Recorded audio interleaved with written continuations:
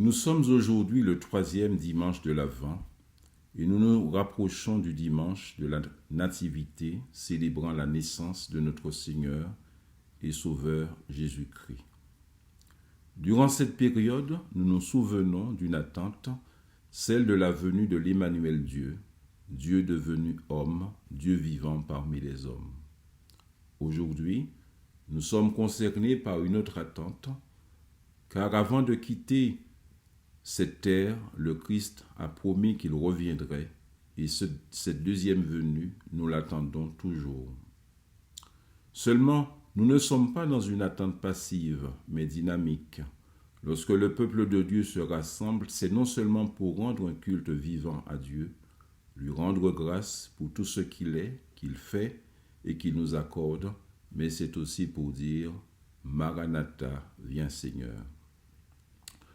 Pour continuer dans l'esprit de cette attente, j'ai choisi le livre d'Ésaïe, chapitre 61, où le prophète nous parle de la venue de l'envoyé du Seigneur et sa mission sur la terre parmi les hommes.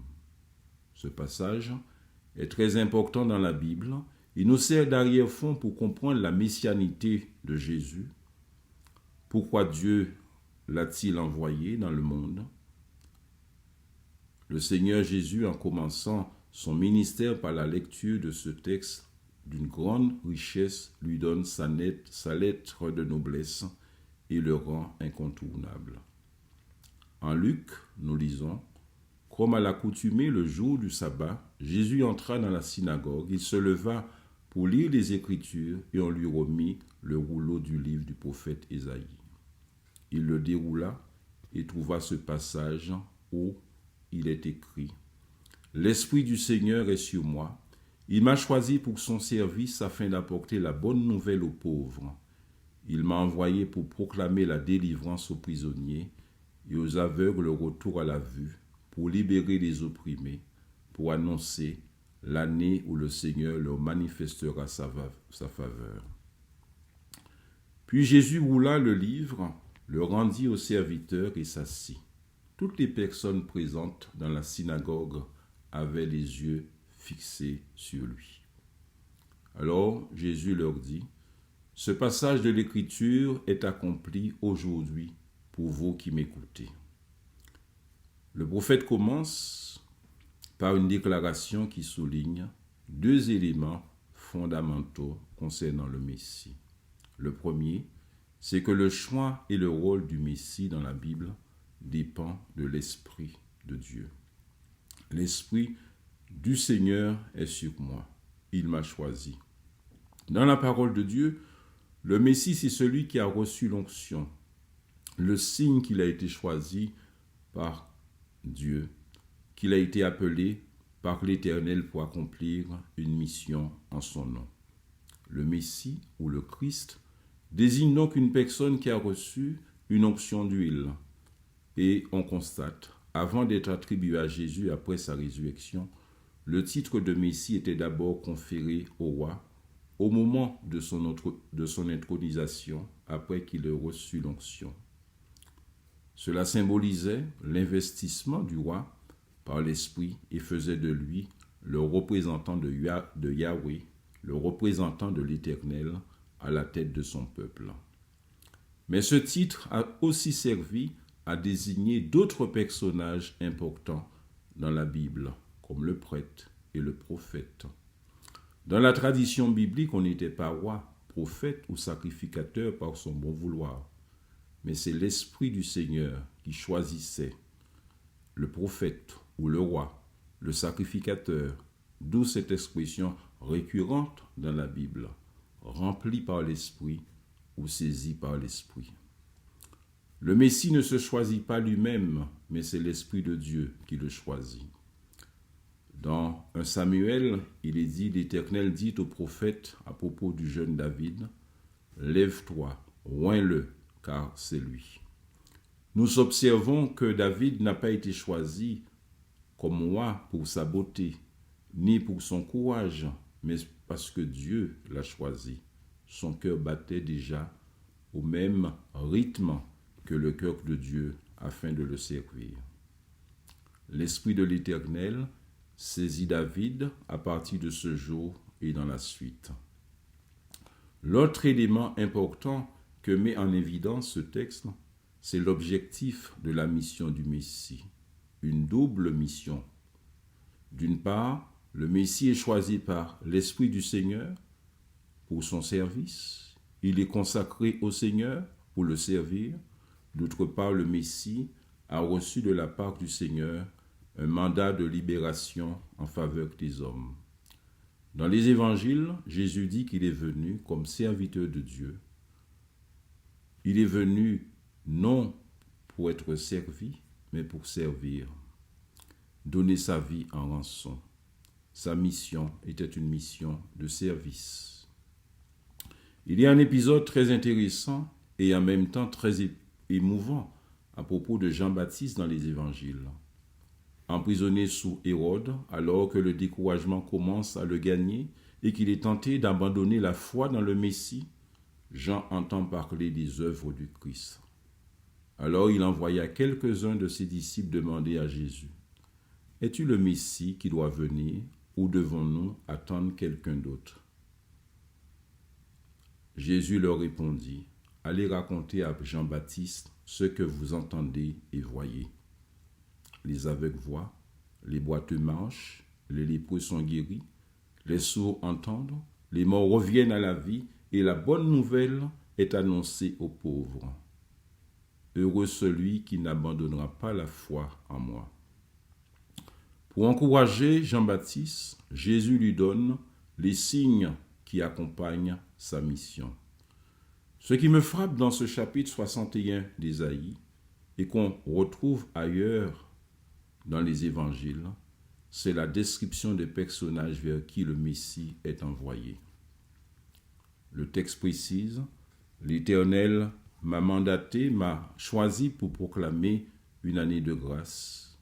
Loin de l'Éternel doit apporter la délivrance à 4 catégories de personnes, les pauvres, les prisonniers, les aveugles et les opprimés. » Ici, nous avons une description de la mission de Jésus dans le monde.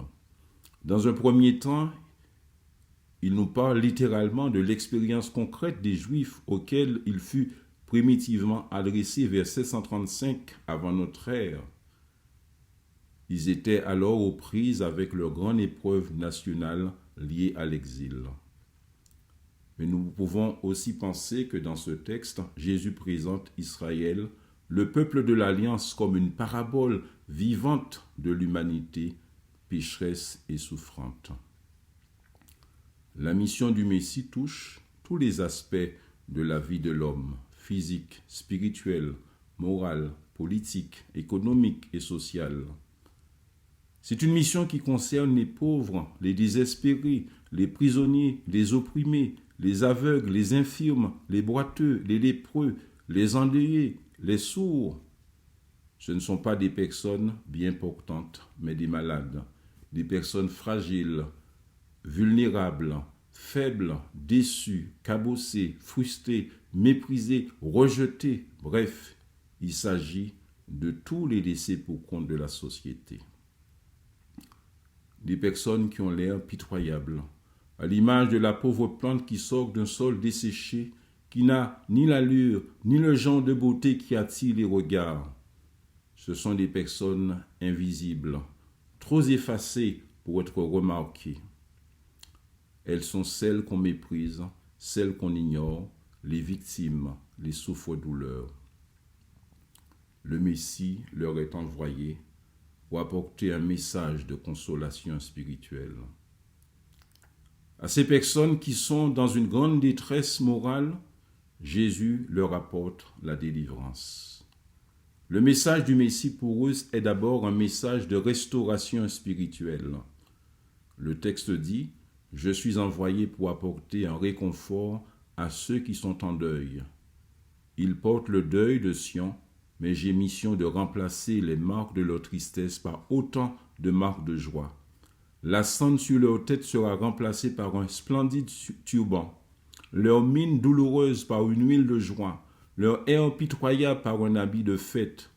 Alors on les comparera à des arbres qui font honneur à Dieu, à un jardin qui révèle la gloire du Seigneur. La mission de Jésus est aussi une mission de transformation politique, sociale et économique. En bref, c'est supprimer tout type d'esclavage, c'est lutter contre toute forme d'injustice, c'est agir, c'est aider, c'est apporter du réconfort. Le Messie apporte une délivrance qui est à la fois une réhabilitation spirituelle et socio-politique. La venue de Jésus dans le monde comme moi, c'est l'annonce du royaume de Dieu, un royaume de justice, de paix et de joie. Les signes qu'a accompli le Messie sont des preuves qu'il a reçu l'onction royale et qu'il est le roi, il règne. La mission dont Jésus nous parle, frères et sœurs, nous concerne. Nous pouvons élargir le thème et dire que Dieu veut aussi nous saisir de son onction d'amour, de joie, de force et de puissance pour être ses serviteurs dans le monde. Dans le verset 6 d'Ésaïe 61, le prophète passe de la mission du Messie à la mission du peuple du Seigneur en disant « Vous-même, on vous appellera prêtres du Seigneur. On dira en parlant de vous, les serviteurs de notre Dieu. » Curieusement, la vocation d'un homme pour une mission de consolation suscite la vocation de tout le peuple du Seigneur. N'est-ce pas quelque chose d'extraordinaire? Dieu nous fait ouvriers avec lui. Il nous associe à son œuvre de transformation. Dans l'évangile de Jean, au chapitre 20, verset 21, Jésus dit « Comme le Père m'a envoyé, moi aussi je vous envoie. » L'Esprit le met debout, il le pousse en avant, il l'envoie avec ses frères. Jésus nous envoie à notre tour dans le monde, à la rencontre de nos frères en humanité qui sont soumis à deux types de misère. Le premier type de misère concerne les maux physiques, maladies et infirmités que les hommes subissent en attendant que vienne la perspective finale de la mort. Mais nous avons aussi un second type de misère qui résulte de l'organisation des sociétés et des événements de l'histoire du monde et dont la responsabilité des hommes est directement engagée. La pauvreté, la captivité, l'oppression ne sont pas toujours des fatalités dues aux seules lois de la nature humaine que l'homme subit sans rien pouvoir y changer. Elles sont souvent le fruit de privations, d'aliénation dont des hommes ou des groupes d'hommes sont responsables et même parfois coupables, dans la mesure où ils en sont la cause ou ne font rien pour l'en empêcher. Et si l'on réfléchit à tout cela, nous sommes forcés de reconnaître qu'il existe dans l'homme un Dieu noyau d'égoïsme.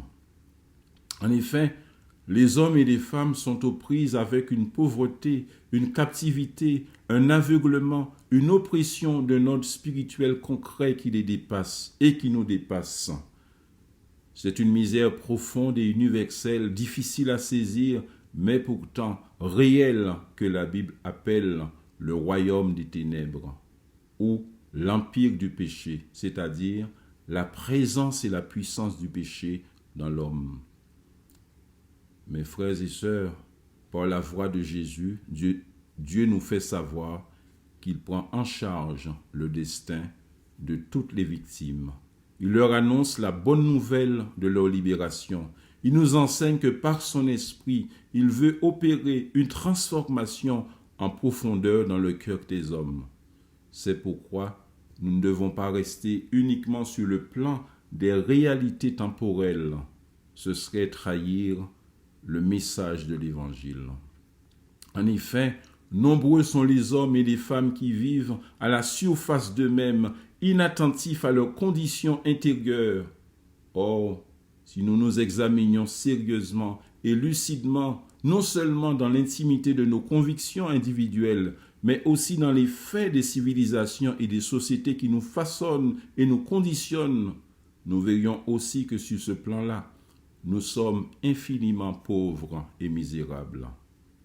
Les êtres humains sont des captifs, des aveugles, des opprimés qui parfois pressentent leur misère profonde, mais trop souvent, hélas, refusent de la reconnaître pour ce qu'elle est et préfèrent se faire illusion sur eux-mêmes. Cette bonne nouvelle que Jésus est venu apporter se penche sur cet aspect de la misère humaine afin d'y apporter remède.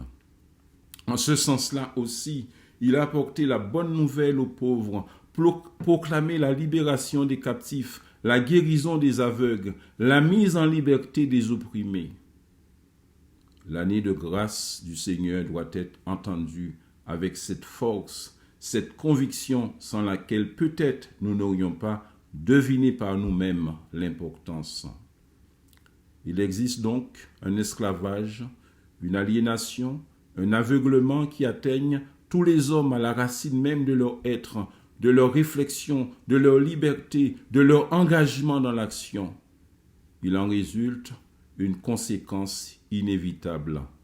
C'est la détérioration de leur relation avec Dieu, avec eux-mêmes et avec leurs semblables, parce qu'ils produisent en eux toutes sortes de désordres spirituels, intérieurs et moraux. Mais la bonne nouvelle de l'Évangile, c'est qu'il enseigne que Dieu et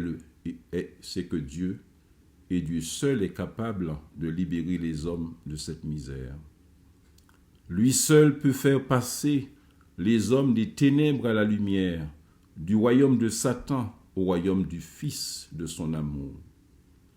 Face aux misères du péché qui souvent nous troublent, la parole de Dieu enseigne la nécessité de la libération intérieure des hommes par l'œuvre de l'Esprit de Dieu et nous encourage à attendre l'accomplissement final. L'attente qu'un jour, Dieu fera toutes choses nouvelles. Dieu lui-même sera avec nous. Il sera notre Dieu. Il essuiera toute larme de nos yeux. Il n'y aura plus de mort. Par conséquent, il n'y aura plus ni deuil, ni lamentation, ni douleur. En effet, les choses anciennes ont disparu. Alors celui qui siège sur le trône déclara, « Maintenant je fais toutes choses nouvelles. » Jésus veut nous toucher en profondeur. Il veut toucher les hommes en profondeur. C'est pourquoi il dit aux Juifs qui avaient cru en lui, « Si vous restez fidèles à ma parole, vous êtes vraiment mes disciples. Vous connaîtrez la vérité et la vérité vous rendra libre. Si donc le Christ vous libère, vous serez vraiment libre. » Dans l'exemple que prend Jésus à propos des aveugles, nous dit un auteur, Jésus veut leur rendre la vue, c'est-à-dire leur donner la faculté de lever les yeux. Ceux qui ont fermé leurs yeux à la réalité doivent regarder à nouveau vers le haut afin de découvrir la splendeur et la beauté du monde que Dieu a créé. Et ainsi, rendre gloire à Dieu pour son salut. Nous terminons donc cette prédication par un mot de reconnaissance auquel le prophète Ésaïe nous invite dans ce passage. Le Seigneur est pour moi une source de joie débordante. Mon Dieu me remplit de bonheur, car le secours qu'il m'accorde est un habit dont il me revêt, et le salut qu'il m'apporte, un manteau dont il me couvre. J'ai la joie du jeune marié qui a mis son turban de fête, ou de la fiancée parée de ses bijoux.